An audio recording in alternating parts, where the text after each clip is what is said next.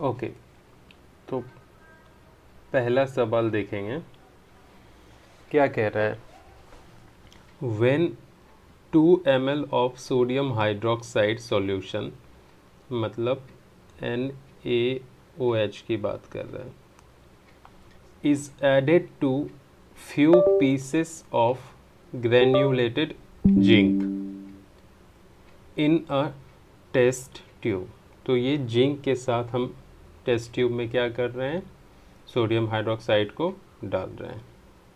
Okay, एक second. तो देखो, सोडियम हाइड्रोक्साइड को हम जिंक के साथ डाल रहे हैं, तो क्या बनेगी। ओके, एंड देन वार्म्ड, उसके बाद हम उसको गर्म करते हैं। मतलब कि एक टेस्ट ट्यूब लेना है। ओके, टेस्ट ट्यूब के अंदर हमें इसके अंदर भर देना है लिक्विड, और ये लिक्विड क्या है, NaOH। ओके, सोडियम हाइड्रोक्साइड इसको बोलते हैं। इसके अंदर जिंक डालनी है। जिंक कैसे होगी, छोटे छोटे पार्टिकल के फॉर्म में होगी। तो ये छोटे छोटे पार्टिकल्स हम जिंक के डालेंगे। फिर क्वेश्चंस कह रहा है कि इसको हम गरम कर देंगे, तो क्या बनेगी कुछ देर के बाद। तो यहाँ जो रिएक्शंस होगा, बिकॉज सोडियम जो है वो बहुत ही ज़्यादा रिएक्टिव होता है अगर उसकी तुलना जिंक से करें, इसीलिए यहाँ पे डिस्प्लेसमेंट रिएक्शन नहीं होगा, मतलब ZnOH के साथ नहीं कंबाइंड होगी। ओके, तो क्या बनेगा, यहाँ पे सोडियम का सॉल्ट बनेगा, जिसको हम बोलेंगे सोडियम जिंकेट। और सोडियम जिंकेट क्या होती है, वो होती है Na2ZnO2 प्लस बनेगी हाइड्रोजन गैस। ओके, तो इससे क्या निकलेगी, कुछ देर के बाद हाइड्रोजन गैस बाहर निकल जाएगी, और जो बचा हुआ रहेगा वो क्या मिलेगा, सोडियम जिंकेट मिलेगा रिएक्शंस के बाद। अब देखो, ये बैलेंस है, यहाँ 2 सोडियम है, यहाँ एक ही सोडियम है, तो इसको 2 बना देते हैं। ठीक है, जिंक यहाँ पे 1 है, यहाँ पे 1 है, बैलेंस है। ऑक्सीजन यहाँ पे 2 है, यहाँ भी 2 है, हाइड्रोजन 2 है, 2 है, तो ये बैलेंस है। अब देखो ये किस में फिट बैठ रहा है, 2NaOH बराबर Zn बराबर Na2ZnO2, बिल्कुल फिट, और H2, तो आंसर हो जाएगी बी। अगली सवाल की तरफ आते हैं। नेक्स्ट सवाल कह रहा है, select from the following a decomposition reaction in which source of energy for decomposition is light. तो कह रहा है इन सारे रिएक्शन में से वो डीकॉम्पोजिशन रिएक्शन चूज करो जिसमें एक्सटर्नल सोर्स जो एनर्जी की होगी वो लाइट होगी। तो इसमें से बारी बारी सबको चेक करेंगे। पहला जो है, इसमें एक्सटर्नल सोर्स जो होगा वो हीट होगा। क्या होगा, हीट होगा।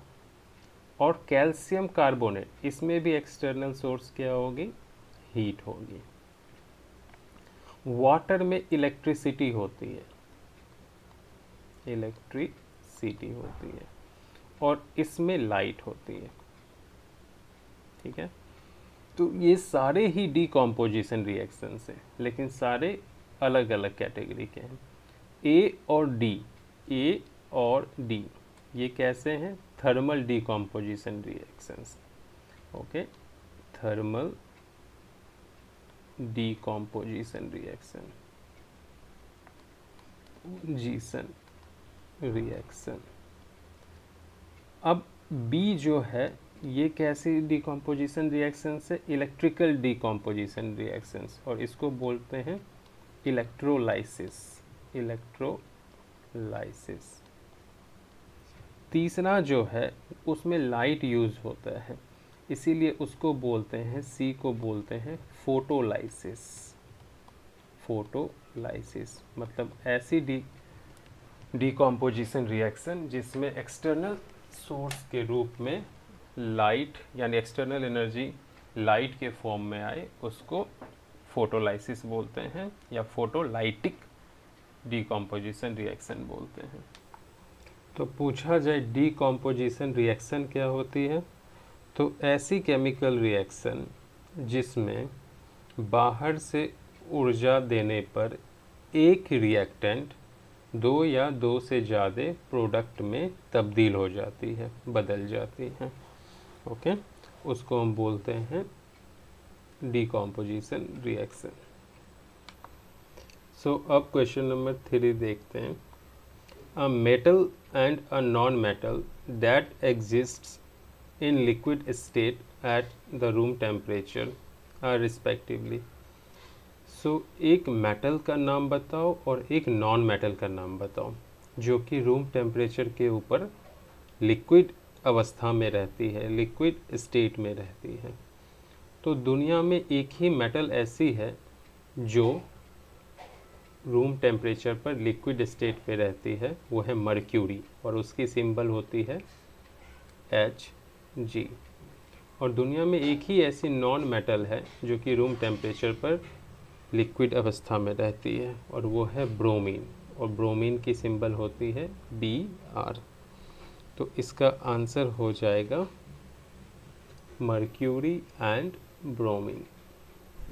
देखो ऑर्डर इम्पॉर्टेंट है, यहाँ भी ब्रोमीन और मर्क्यूरी है, यहाँ भी मर्क्यूरी और ब्रोमीन है, लेकिन पहले मेटल पूछा है तो पहले मेटल लिखेंगे मर्क्यूरी, फिर नॉन मेटल पूछा है तो नॉन मेटल लिखेंगे ब्रोमीन। नेक्स्ट अगला सवाल देखो,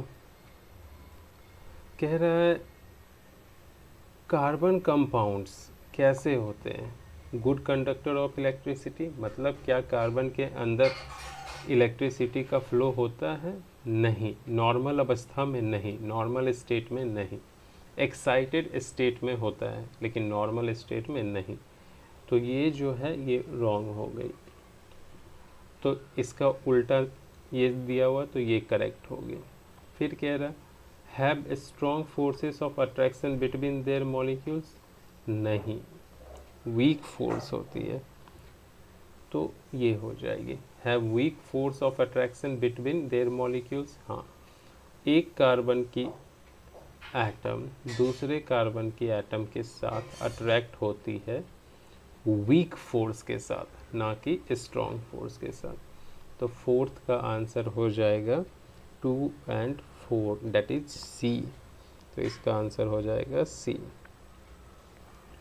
अब question number 5, consider the following compounds. In compounds को देखो, पहला क्या है आयरन सल्फेट FeSO4, दूसरा है कॉपर सल्फेट, तीसरा है कैल्शियम सल्फेट, और चौथा है सोडियम कार्बोनेट।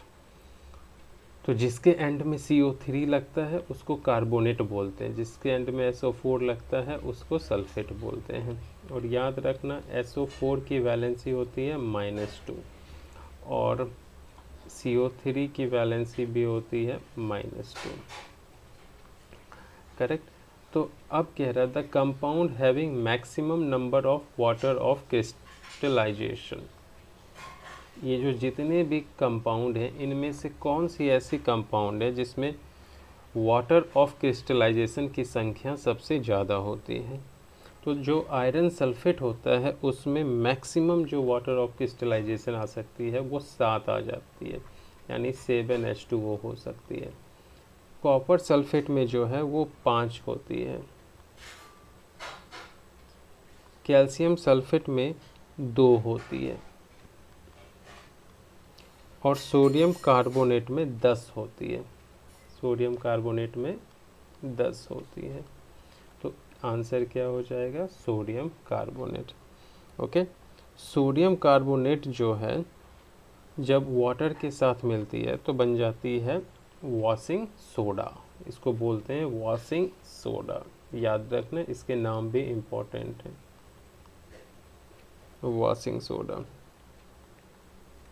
फिर कैल्शियम सल्फेट जो है वो वाटर के साथ अटैच होके, यानी कितनी वाटर के साथ, 2 वाटर के मॉलिक्यूल, ये है कैल्शियम वाली, तो ये बनाएगी जिप्सम, इसको बोलते हैं जिप्सम। कॉपर सल्फेट और 5H2O के साथ जो मिलती है इसको बोलते हैं ब्लू विट्रॉल। इसको क्या बोलते हैं? Blue vitriol. Iron sulphate important है, बहुत इम्पॉर्टेंट है, ठीक है। ये बनती है ग्रीन विट्रियोल। ये कैसे बनती है? ब्लू की जगह क्या आ जाएगी? ग्रीन। ये सब आपको नोट डाउन करना है। ग्रीन विट्रियोल की स्पेलिंग सेम होगी, स्पेस नहीं है इसलिए नहीं लिख रहा हूँ। अगला सवाल की तरफ देखते हैं। Oxides of aluminium and zinc are. तो एल्यूमिनियम और जिंक की ऑक्साइड, यानी जिंक की ऑक्साइड को बोलते हैं जिंक ऑक्साइड, एल्यूमिनियम की ऑक्साइड को बोलते हैं Al2O3। ये क्या होते हैं? ये बहुत ही ज़्यादा इम्पॉर्टेंट है। ये होते हैं एम्फोटेरिक। ये क्या होते हैं? एम्फोटेरिक। एम्फोटेरिक का मतलब होता है जो एसिडिक और बेसिक दोनों ही प्रॉपर्टी शो करती है, ठीक है। यानी जो कि रिएक्ट कर सकती है एसिड के साथ भी और बेस के भी साथ भी, ताकि सॉल्ट और वाटर बन सकें, ठीक है। तो ये एम्फोटेरिक ऐसे सब्सटेंस होते हैं जो एसिड और बेस दोनों की तरह व्यवहार कर सकते हैं, यानी ये एसिड और बेस दोनों के साथ रिएक्ट कर सकते हैं, ठीक है, ताकि वाटर और सॉल्ट बना सकें। Next 7, MnO2 plus 4HCl, MnCl2, 2H2O और Cl2। यहाँ पे देखो MnO2 है और HCl है, यहाँ बन रही है MnCl2 और 2H2O और Cl2, है ना। तो कह रहा the reaction given above is a redox reaction because ये रिएक्शंस रेडॉक्स रिएक्शंस हैं। क्यों? देखो रेडॉक्स रिएक्शंस में याद करो होता क्या है। रेडॉक्स रिएक्शन में रिएक्टेंट जो होती है, रिएक्टेंट उससे या तो ऑक्सीजन बाहर निकलता है या हाइड्रोजन आके अटैच होती है, दो में से एक काम होता है। तो देखो किस में से ऑक्सीजन बाहर निकला है और किस में से हाइड्रोजन अटैच हुई है, ये इम्पॉर्टेंट है। तो मैग्नीज में देखो क्या हो रही है, यहाँ पे MnO2 को ध्यान से देखो।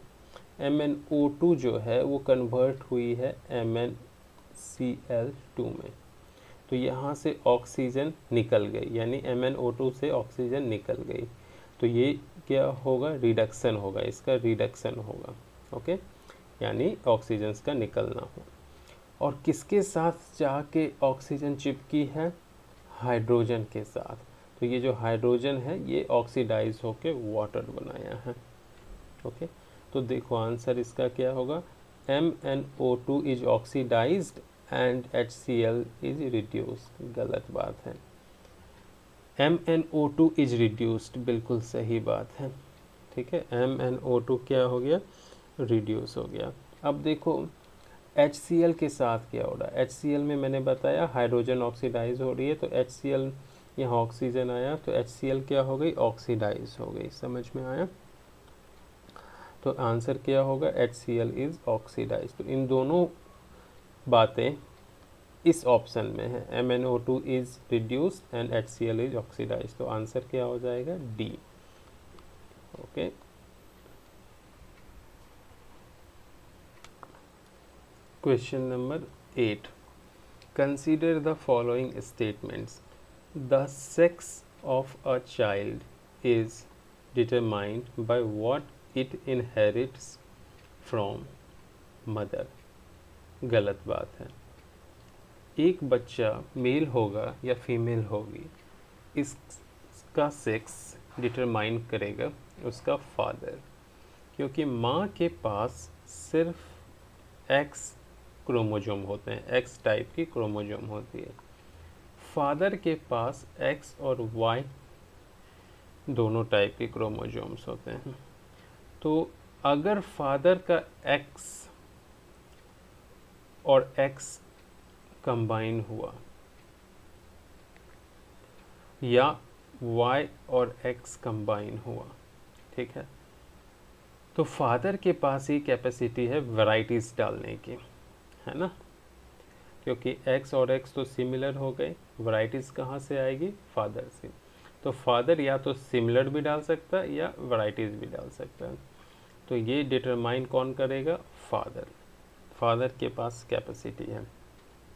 ओके, याद रखना अगर एक्स एक्स होती है तो फीमेल होती है, अगर एक्स और वाई होगा तो मेल होगा, ठीक है। तो ये फादर के पास वाई टाइप की क्रोमोजोम्स होती है। अगर फादर का वाई क्रोमोजोम्स मदर की एक्स क्रोमोजोम के पास जाएगी तो बच्चा मेल होगा। अगर फादर का एक्स क्रोमोजोम मदर की वाई क्रोमोजोम के साथ जाएगी तो बच्चा फीमेल होगा। तो ये सारा का सारा बाप पे डिपेंड करता है, फादर पे डिपेंड करता है। ये बात सही है। The probability of having a male child is more than that of a female child. गलत बात है। मेल चाइल्ड की प्रोबेबिलिटी फीमेल चाइल्ड से ज़्यादा है, बिल्कुल गलत बात है, क्योंकि फादर के पास दो ही हैं, एक्स और वाई वैराइटीज़। तो एक्स चली जाए या वाई चली जाए, ये जाने की प्रोबेबिलिटी कितनी है, 50%। तो मेल और फीमेल दोनों ही होने की प्रोबेबिलिटी कितनी है, 50%। Okay. The sex of a child is determined at the time of fertilisation when male and female gametes fuse to form zygote. ये बात सही है। ओके। जब मेल और गैमेट फीमेल गैमेट्स फ्यूज होगी, यानी मेल सेक्स सेल और female sex cells जो होगी वो एक दूसरे के साथ फ्यूज होगी तो जाइगोट बनेगा, और जाइगोट के समय ही एक बच्चे का सेक्स डिटरमाइन किया जा सकता है। तो 2 और 4 वाली बातें सही लग रही है।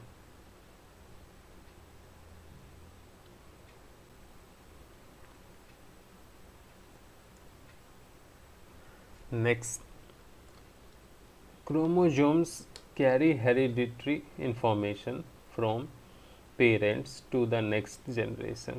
सही बात है। Are thread-like structures located inside the nucleus of an animal cells। ये भी बात सही है। Always exist in pairs in human reproductive cells। ये बात गलत है। रिप्रोडक्टिव सेल ही एक ऐसी सेल है जिसमें क्रोमोजोम्स पेयर में नहीं होते, यानी जोड़े में नहीं होते, सिंगल होते हैं। Are involve in the process of cell division. ये भी बात सही है। ये तीनों बात सही हैं। तो करेक्ट स्टेटमेंट क्या हो जाएगी, 1, 2 और 4।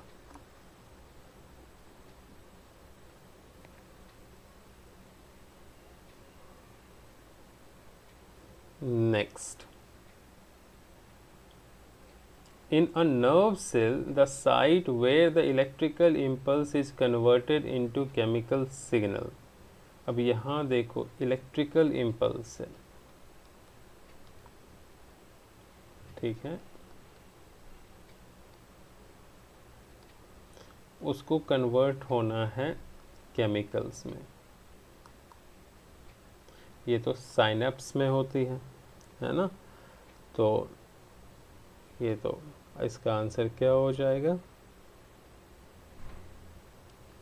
साइनेप्स ऑप्शंस में है ही नहीं, तो न्यूरोमस्कुलर जंक्शंस, ठीक है। न्यूरोमस्कुलर जंक्शंस एक टाइप का साइनेप्स ही होता है ना।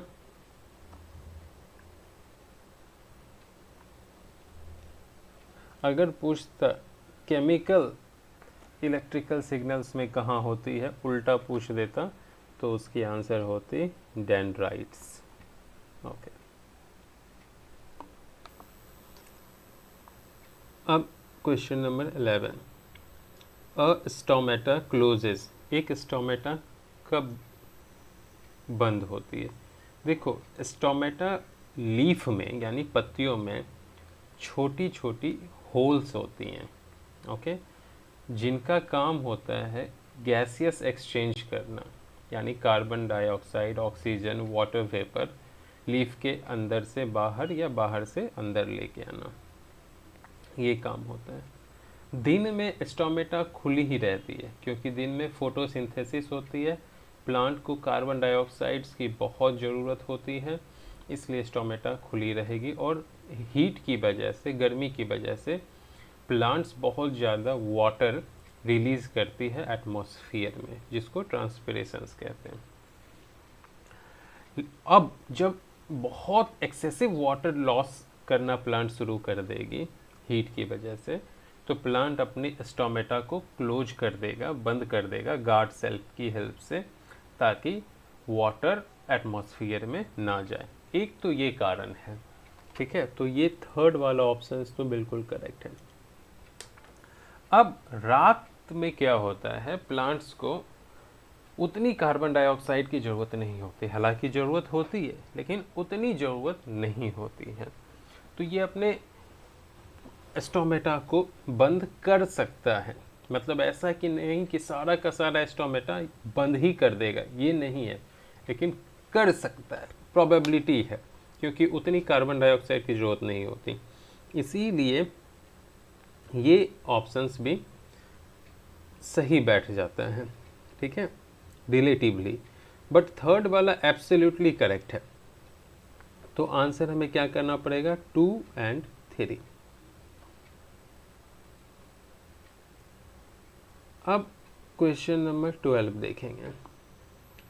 Eight what distance from a convex lens should an object be placed to get an image of the same size at that of the object on screen?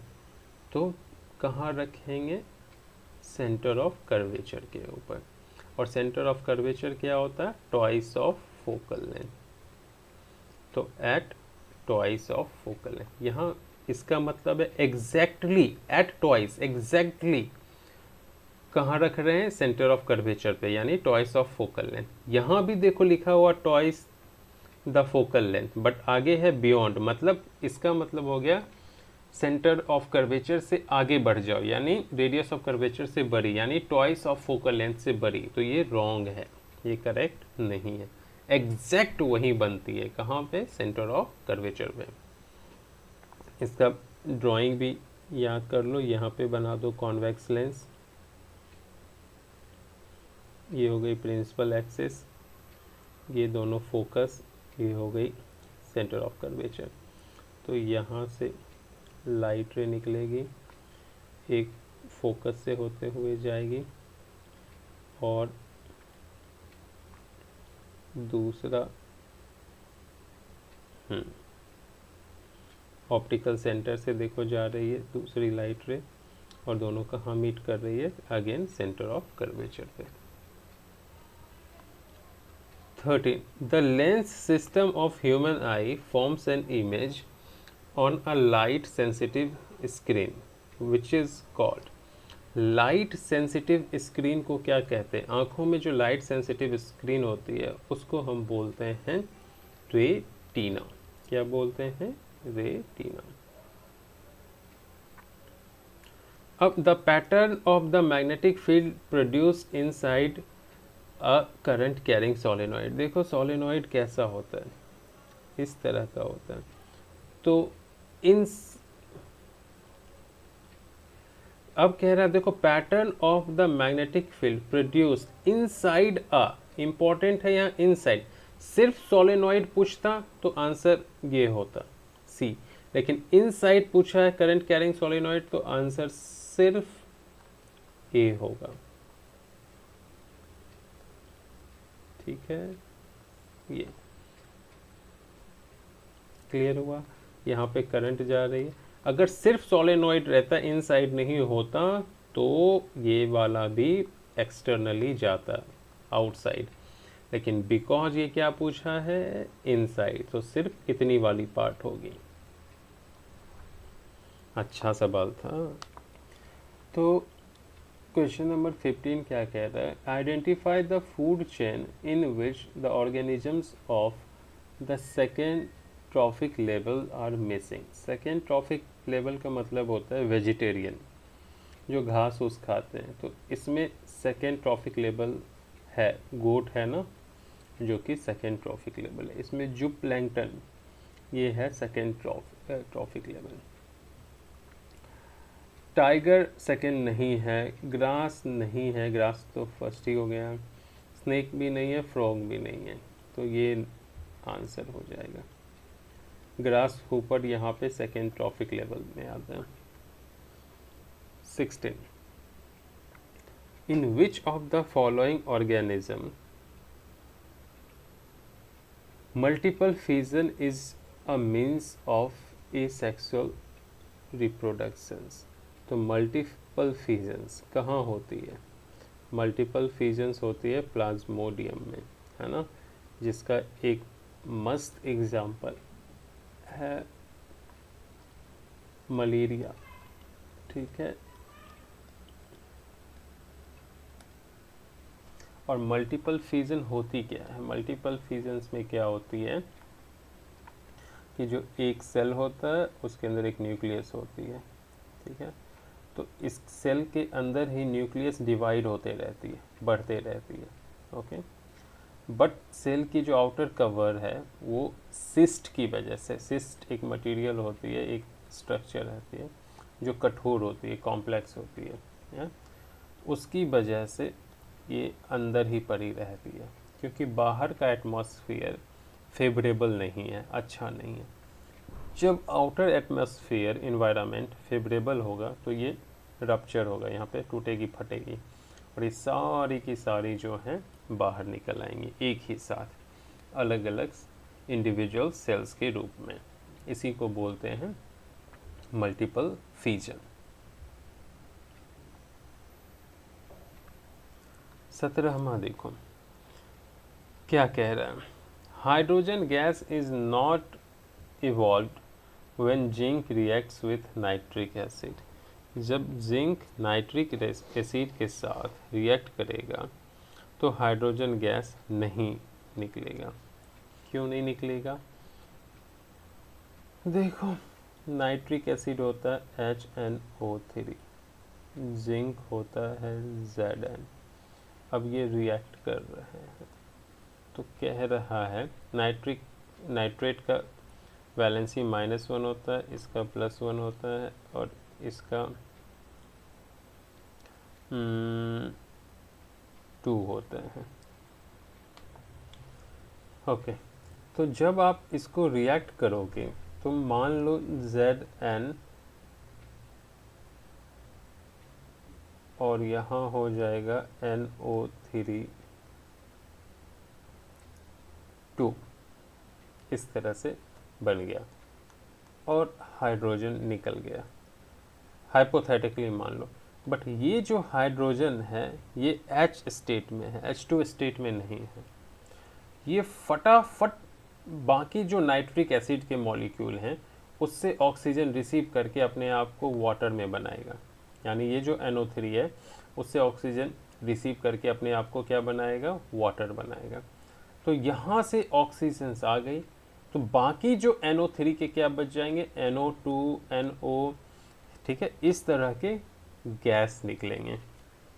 Okay, तो फिर से मैं बता देता हूँ, जिंक जब नाइट्रिक एसिड के साथ रिएक्ट करेगा तो शुरुआत में तो समझो हाइड्रोजन निकाला, फिर ये हाइड्रोजन क्या होगा? तुरंत ऑक्सीडाइज होगा नाइट्रिक एसिड के साथ, बची हुई नाइट्रिक एसिड के साथ, और ऑक्सीडाइज होने के बाद नाइट्रोजन डाइऑक्साइड या नाइट्रस ऑक्साइड्स नामक गैस रिलीज करेगा और हाइड्रोजन वाटर में कन्वर्ट हो जाएगा। तो ये करेक्ट है और ये भी करेक्ट है, एसर्शन और रीजन दोनों ही करेक्ट हैं। तो आंसर ए हो जाएगा और ये इसको सेटिस्फाई भी कर रहा है। ओके, अब कह रहा accumulation of harmful chemicals is maximum in the organism at the highest trophic level of a food chain. क्या ये बात सही है? हाँ, ये बात सही है। और इसको क्या बोलते हैं? बायो मैग्निफिकेशंस, इसको बोलते हैं बायो मैग्नि, यानी जो हाईएस्ट ट्रॉफिक लेवल पे होते हैं फूड चेन में, उनमें सबसे ज़्यादा हार्मफुल केमिकल्स इकट्ठा हो जाती है। ओके, और इसीलिए इस प्रोसेस को कहते हैं bio मैग्निफिकेशंस। Harmful chemicals are sprayed on the crops to protect them from disease and pests. बिल्कुल बिल्कुल बात सही है। काफ़ी केमिकल्स हम फेंकते हैं क्रॉप्स के ऊपर ताकि डिजीज़ और पेस्ट से बचा जा सके, और इन्हीं को वो खाती है, जो इंसेक्ट्स वगैरह होती है। तो इसलिए उनके अंदर कॉन्सेंट्रेशन जो होती है इस पेस्टिसाइड्स की, हार्मफुल केमिकल्स की, बहुत ज़्यादा हो जाती है। तो दोनों एक दूसरे को क्या कर रहे हैं, मतलब दोनों स्टेटमेंट तो सही है, बट रीजन जो है वो परफेक्टली फर्स्ट को एक्सप्लेन नहीं कर पाएगा। तो आंसर बी होना चाहिए।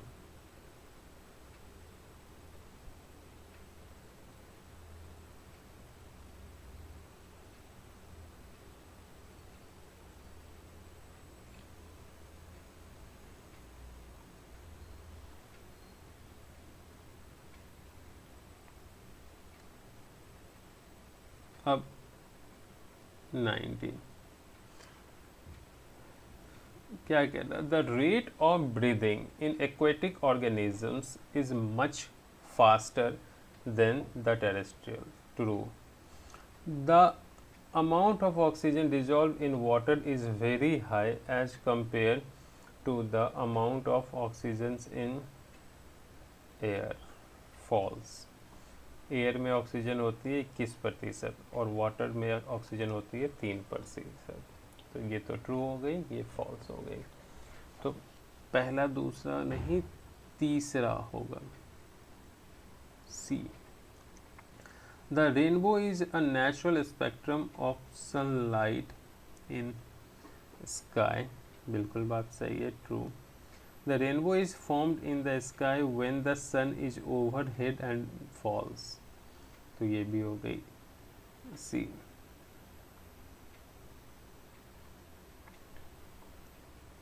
जरूरी नहीं है कि आपके सर के ऊपर सन रहेगी और तभी रेनबो बनेगी।